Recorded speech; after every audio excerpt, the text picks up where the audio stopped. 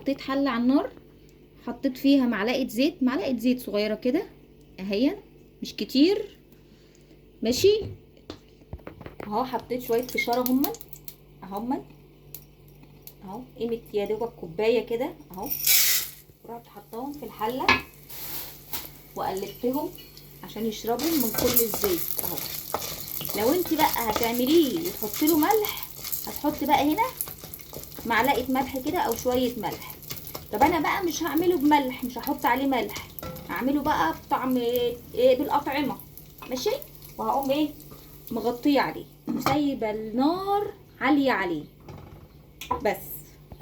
ما هو يا جماعه يا دوبك سبته قيمه دقيقه، دقيقه ونص اهو على النار. شوف شكله عامل ازاي، والحبايه كبيره ازاي، ما شاء الله الحبايه شوف كبيره ازاي، حبايه الفشار كبيره ازاي اهو. هعمل ايه، احنا اتفقنا ان احنا ما حطيناش ملح.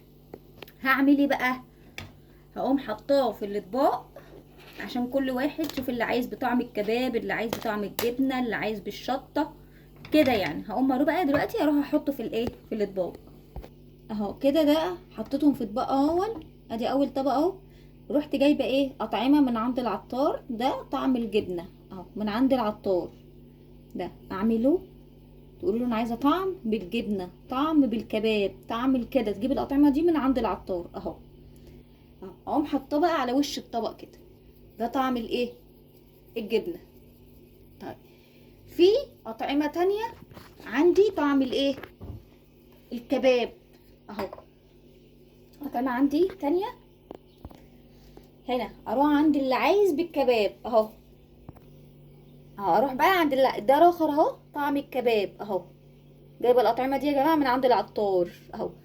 لو مش عايزاه بملح اقوم حاطه طعم الكباب عليه اهو.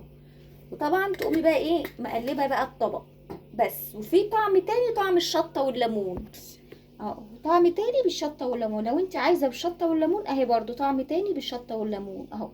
هقوم برضو عامله كده اهو يا جماعه اهو بس. بعد كده خلص الايه، الفشار. ادي احنا عملنا شويه تسليه واحنا قاعدين مع بعض.